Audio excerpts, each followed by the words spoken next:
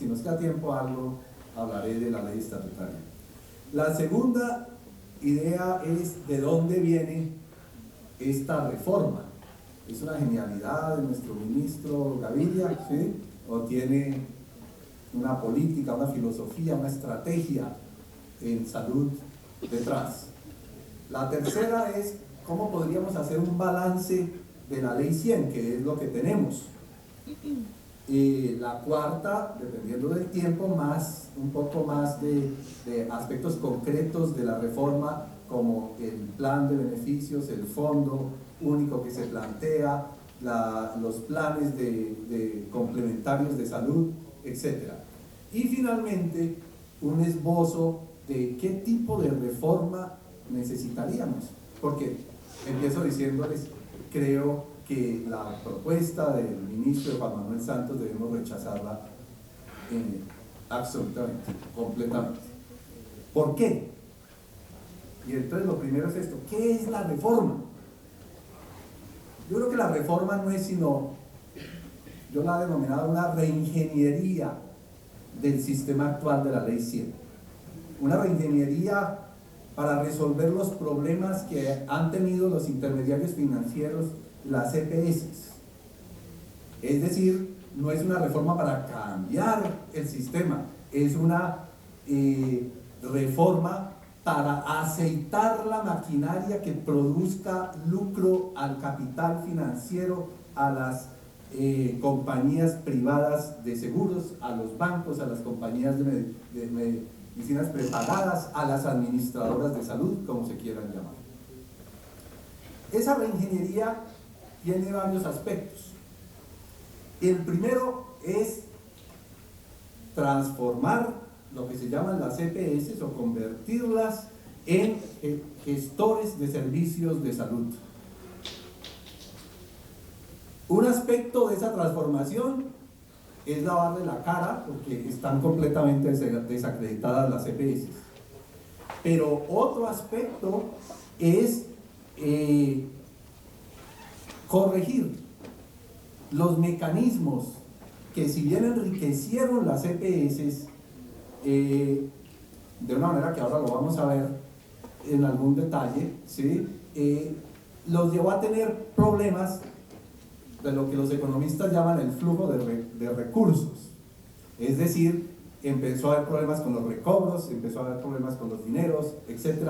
Entonces las EPS venían clamando por reglas claras, ¿sí? Entonces esa reingeniería busca facilitarles eso, ¿sí? Y eso se hace de varias formas. Entonces, limpiar la imagen y definir las funciones para mejorar la rentabilidad y el lucro es el primer objetivo de esa reingeniería. El segundo, dentro de ese contexto, se crea el fondo Salud Mía.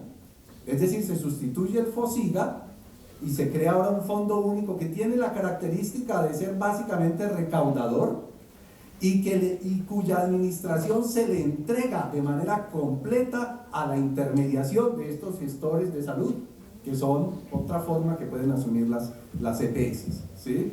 Son entonces, en la administración está la intermediación, se mantiene la intermediación financiera a través de que se les dice: aquí está todo el dinero, los 46 millones que en el 2012 manejó el sistema de salud, ¿sí? Esto es todo lo que tenemos, por favor, tómenlo ustedes, presten algo de salud y lo demás déjenlo como ganancia, ¿cierto?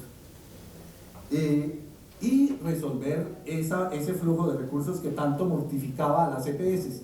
No les mortificaba el que ellos permitieran envejecer las carteras, de tal manera que aun cuando tuvieran liquidez, en algunos casos las EPS no pagaban a las prestadoras de servicios, a los IPS, porque mantenían esos dineros en sus portafolios, en sus cuentas bancarias, ganando intereses. Esto lo denunciaron muchísimas veces la Asociación de Hospitales y Clínicas, ¿cierto? Y demostraron que aún teniendo dineros en sus cajas, no pagaban a las IPS, ¿sí?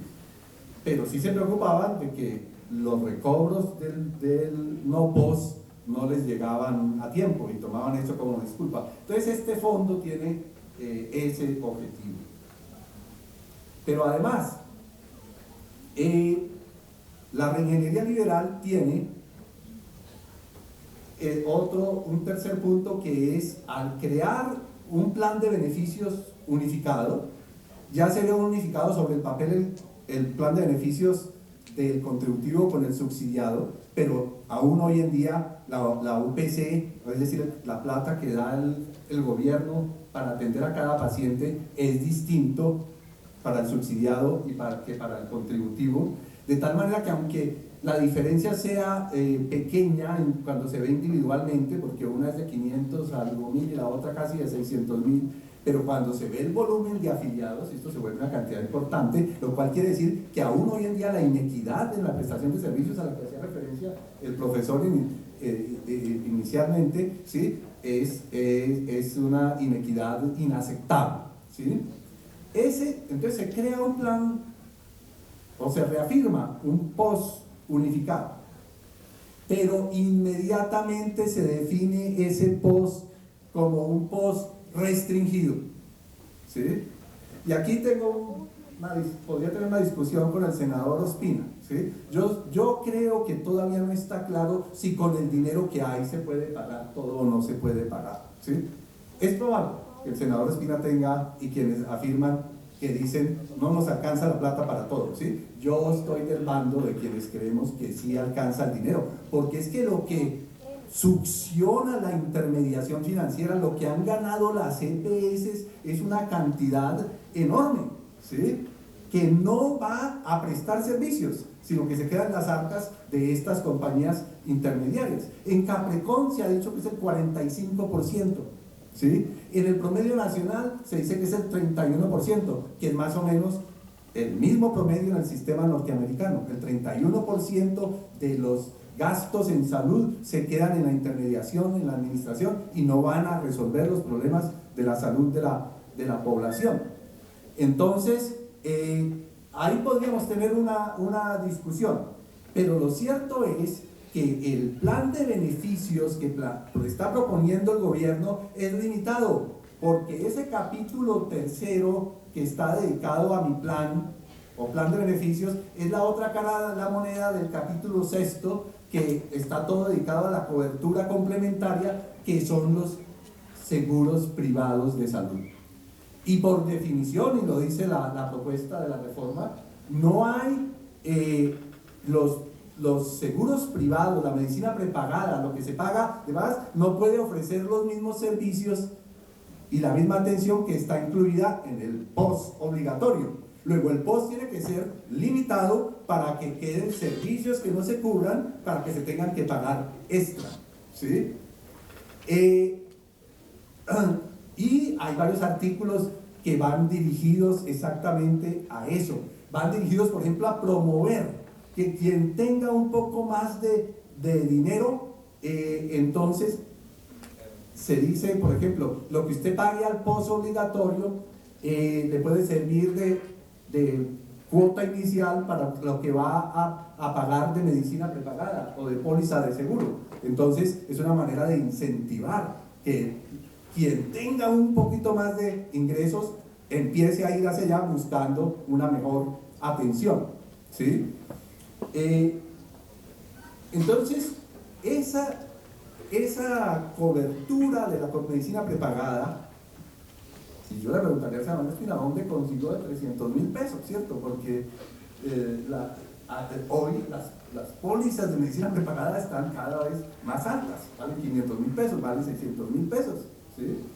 Entonces eso hacia allá tiende a empujar la población.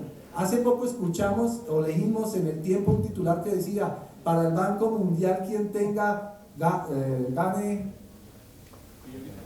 $1,500,000, sí, se puede considerar rico, ¿sí? Y si nos queda tiempo ahora vamos a ver que ese es un argumento dentro del plan estratégico del capital financiero para buscar que ese que se considere rico dedique parte de esos ingresos a pagar seguros de salud, si nos queda tiempo volvemos sobre eso.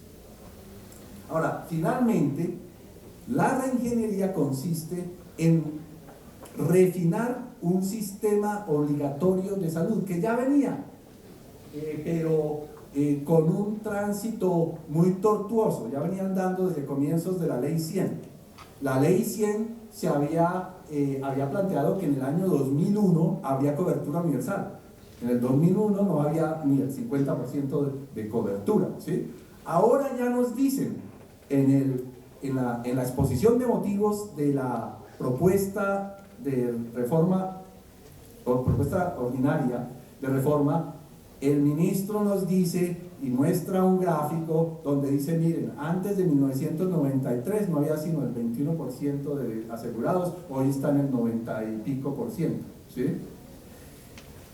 Eso de entrada se puede controvertir, aunque las comparaciones no son iguales, ¿sí? Al mismo ministro se le olvida que en un artículo suyo del año 2006, tal vez el único artículo que como economista había escrito sobre salud, él decía que para 1990 el 70% de la población la atendía la red pública, el 15% la atendían los seguros privados y el 11% el seguro social. Es decir, si fuera por sumas y restas, el sistema anterior al 93 estaba cubriendo lo mismo que está cubriendo ahora. Pero que el punto no es eso, el punto es la calidad. Y entonces entramos a una discusión, ¿había más calidad antes o después? Es difícil porque son muchas condiciones distintas, pero quienes trabajamos en el hospital, yo trabajé en el Hospital Universitario de Caldas como profesor de la Facultad de Medicina de la Universidad de Caldas muchos años, y quienes estábamos allí sabíamos que habían limitaciones y habían problemas, pero no el horror. Por ejemplo, los sistemas de urgencias nunca eran el horror que es hoy en día ir a un servicio de urgencias cuando se está teniendo cuando tiene un accidente o un problema.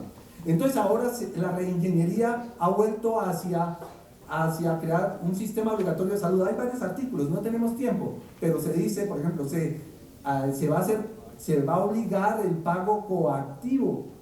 Se hace el pago coactivo para quien no, ¿sí? Se afilia a todo el mundo, residente en el territorio colombiano, está obligado a pagar. O sea, ya ese es un sistema obligatorio de salud como el SOAT, como el seguro obligatorio de accidentes automovilísticos, ¿sí?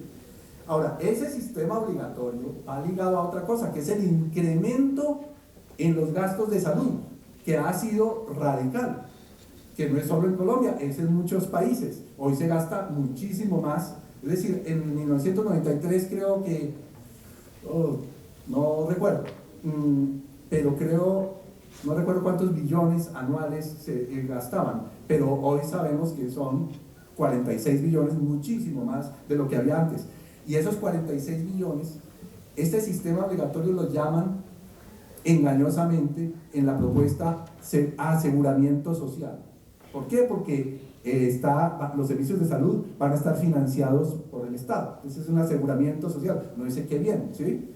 Pero lo que en el fondo es un subsidio para las EPS, para los intermediarios, porque las intermediarias para ellas lo ideal es que todo el mundo pudiera pagar seguro privado y medicina prepagada, pero como el 70% de la población colombiana está bajo la línea de pobreza y no lo puede pagar, entonces ahí sí, estos señores neoliberales que creen que el Estado no debe jugar ningún papel, ahí sí, señor Estado, por favor, incremente las arcas, aumente los impuestos, pero por favor, nosotros le administramos ese dinero, nosotros nos quedamos con esa cantidad. Entonces, ese es el mecanismo. Bueno, esa era la primera idea. ¿Cuántos minutos me quedan? Porque me quedan 4 ideas y entonces tengo que ver. 10 minutos.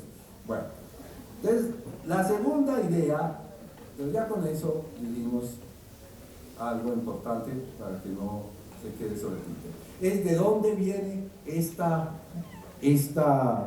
propuesta. Miren, en 1900, si uno pregunta quién creó la ley 100, todo el mundo dice, no, el doctor Juan Luis Londoño, ¿sí? Fue un genio, era un doctorado en economía de la Universidad de Harvard, vino aquí con unas ideas geniales y tal. Bueno, pues bien, hay un documento de la Universidad de Harvard que se encuentra en internet donde unos estudiantes de aquella época hicieron una tesis donde explican en detalle cómo se tejió en detalle es en detalle, son 300 páginas o 400 páginas, cómo se hizo la reforma en Colombia, ¿sí? Con la asesoría del Banco Mundial, con la asesoría de los distintos organismos, porque el Banco Mundial es un grupo, ¿sí? Corporativo. Y el mismo ministro Gaviria, en ese artículo que les digo que es el único que ha escrito sobre salud, puede que esté equivocado, ojalá, ¿sí?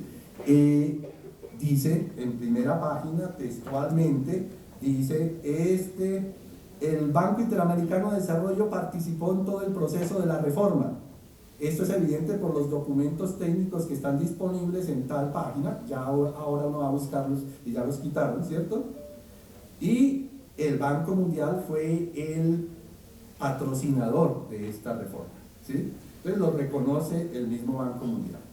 ¿Qué decía el Banco Mundial para esa época? Decía, mire, se nos acaba de aparecer un negocio, es que todo el mundo se enferma, todo el mundo necesita la salud.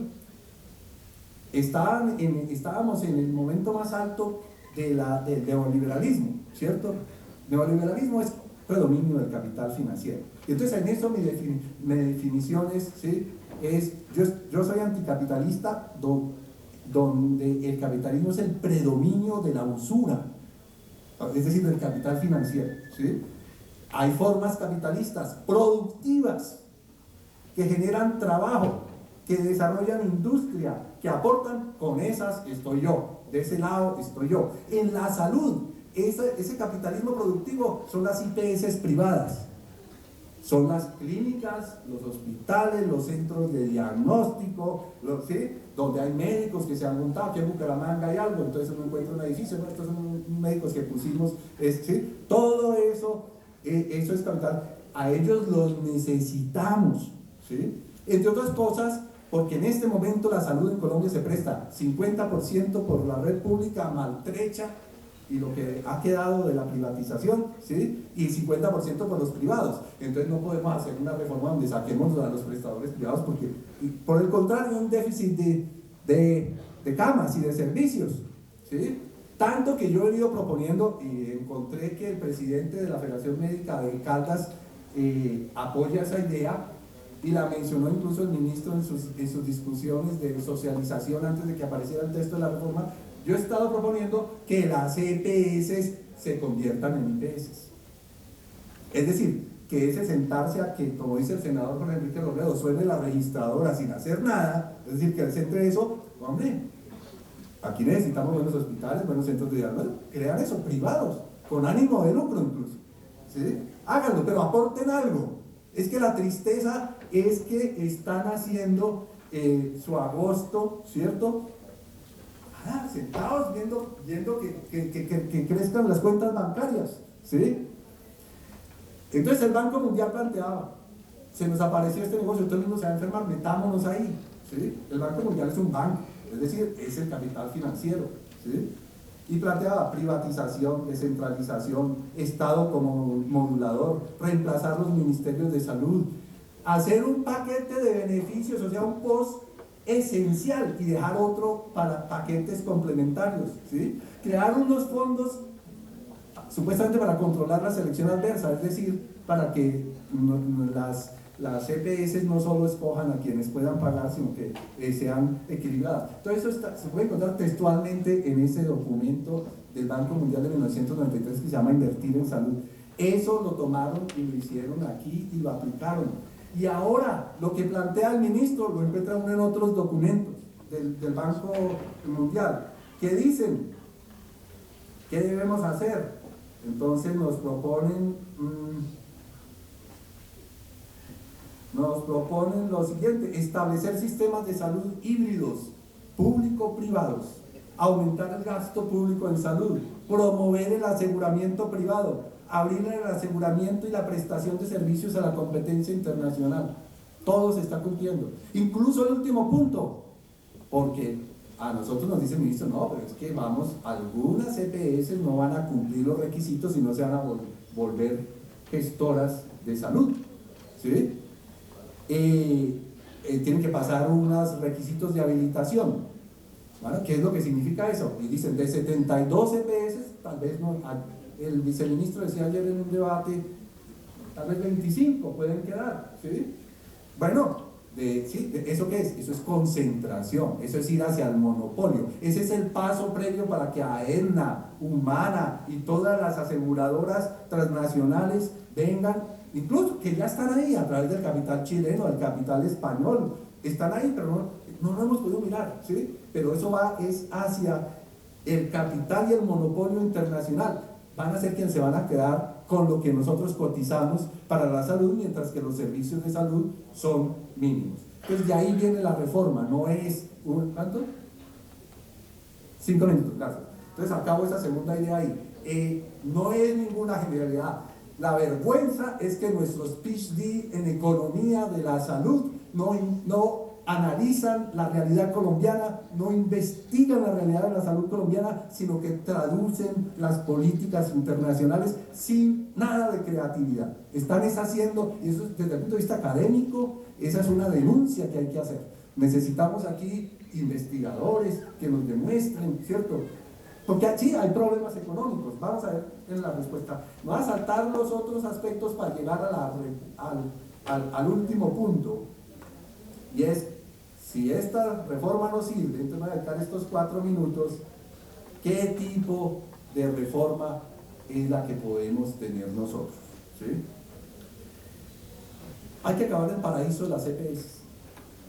Yo tengo aquí un gráfico de la ACENI, que es la sociedad de las EPS del régimen tributario, que preside el doctor Jaime Arias, antiguo exministro, a quien nunca le he escuchado en este debate una disculpa sobre los errores y la corrupción del cartel de las EPS. Puede que yo no, pero yo he seguido casi todos los debates, ¿sí?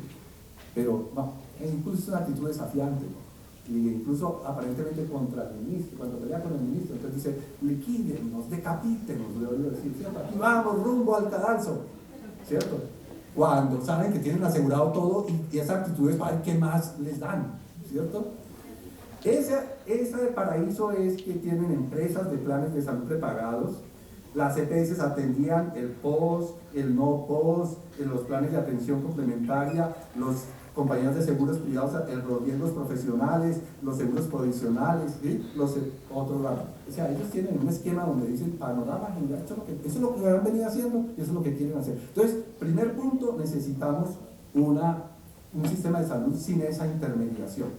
Hay que crear un servicio nacional de salud. En el mundo hay 3 tipos de sistemas, en términos generales. Uno son los servicios nacionales o sistemas nacionales de salud, otros son los sistemas basados en el seguro social, y otros son los sistemas neoliberales como el norteamericano y el nuestro, ¿sí?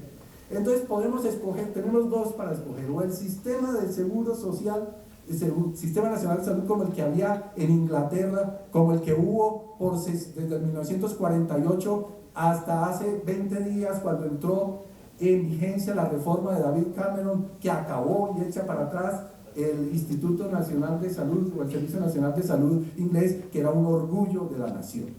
Hacía parte, quienes hayan visitado Inglaterra, en los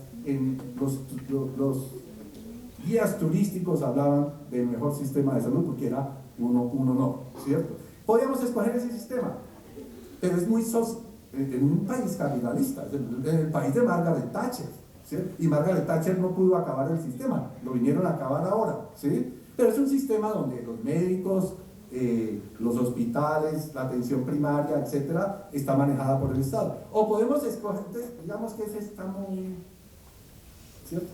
Hay que, ¿sí? Ver que, no, mucho socialismo en el país de la reina, ¿cierto? Eso no puede ser para nosotros no, ¿sí? Entonces escojamos el modelo de Canadá, que mencionaba aquí el senador Ospina, ¿sí? En el modelo canadiense, que es uno de los mejores del mundo, ¿sí? Los prestadores de salud mandan sus cuentas ¿a quién? Al gobierno provincial. No hay ningún intermediario. Hay una cosa que se llama e-health, o servicios de salud, ¿sí? Y se manda la cuenta y el gobierno paga, ¿sí? Y se ahorran el 30%, el 40%, el 50%. Eso es un crimen. Entonces nos dicen, no, dejar todo eso a la corrupción del Estado. Y la corrupción de Salucop, y la corrupción de las EPS, es que la corrupción es, ¿por qué le endilgaron al Estado toda la corrupción? Lo último que dice el superintendente de salud el 4 de mayo pasado respecto a Salucop es: no sabemos cuánto. La maraña de Salucop no la hemos podido, hemos encontrado que manejan un sistema con 120 empresas, ¿sí? Y no sabemos dónde más negocios tienen. Vamos a necesitar es que es patético. Voy a leerlo textualmente porque uno no sabe si reírse o llorar, ¿no?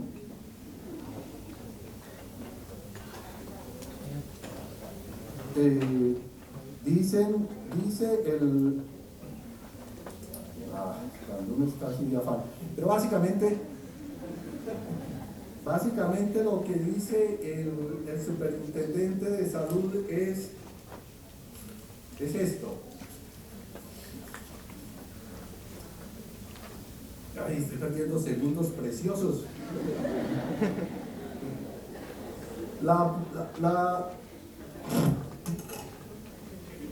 Dice la EPS, es dueña de 20 empresas, de las cuales son también 2 EPS, Café Salud y Cruz Blanca, además una empresa corporativa que maneja más de 120 clínicas. Para que el Estado pueda dilucidar la maraña se requiere más tiempo y un trabajo con super sociedades y super solidaria.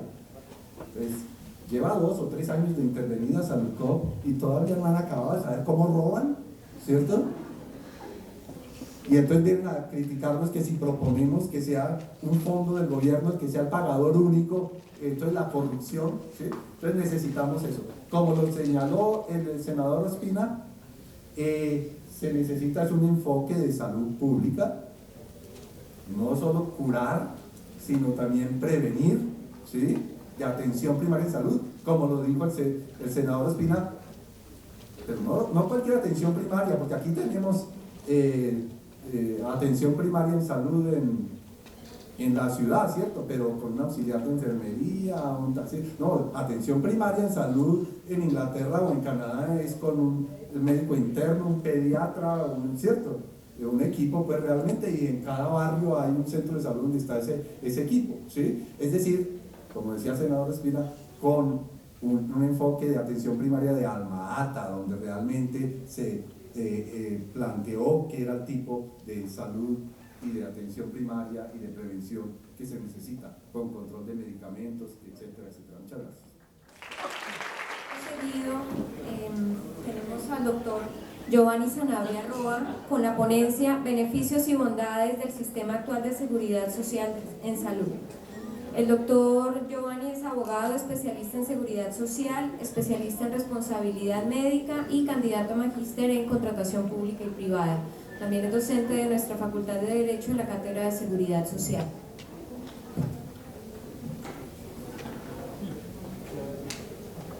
Muy buenas tardes, Padre Tiberio, estimados panelistas, colegas de docencia, colegas de derecho y estimados alumnos. Cuando el colectivo me invitó a que presentara una ponencia el día de hoy y prácticamente me adjudicó el tema, me dijo que si yo podía defender las EPS. Los que me conocen saben que yo trabajé para algunas. Ya no pertenezco a ese gremio, afortunadamente. Entonces yo le dije a quien me estaba invitando, le dije: mire, hermano, es que defender las EPS, ¿por dónde las defiendo? Y al fin de ires y venires me dijo: bueno, defienda el modelo actual. Voy a partir de unas advertencias. No vengo a defender las EPS. Quiero advertirle también al senador y al doctor Oseche y al doctor Arias que hay muchas cosas que estoy en desacuerdo con la reforma que presenta el gobierno. Quiero más bien sentarme aquí a poner una realidad ante ustedes. y es la siguiente. El sistema, en mi concepto, está en crisis, no solamente por las EPS. Ahí también han intervenido las IPS, han intervenido las ESES. Con el respeto de los médicos, han intervenido el mismo gremio médico. A los odontólogos que tengo por allá arriba no tanto, porque no tienen tanta amplitud para formular. Aquí ha habido corrupción, no solamente en las EPS. Hoy el caballito de batalla son las EPS, pero aquí ha habido corrupción en todos los integrantes del sistema. Segundo lugar, así como ha habido corrupción en los diferentes integrantes del sistema, también tenemos que dejar claro que ha habido médicos muy buenos, IPS muy buenas, y ha habido EPS, aunque no lo crean ustedes, después de todo ese palo que me dieron los anteriores panelistas, ha habido EPS que han cumplido su labor. Para el efecto, les diría yo, las famosas cajas de compensación que no tienen ánimo de lucro, creo que todavía hay algunos ejemplos para resaltar de las cajas de compensación. Ahora bien, también hay que sentarnos sobre la realidad. Mientras nosotros tenemos $400 per cápita para salud de cada colombiano, España y algunos países europeos tienen $3.500 per cápita. Estados Unidos tiene $7.000 per cápita. Miren, no nos digamos mentiras. Nosotros, aunque hemos progresado, seguimos siendo un país pobre. Y tenemos también que tener claro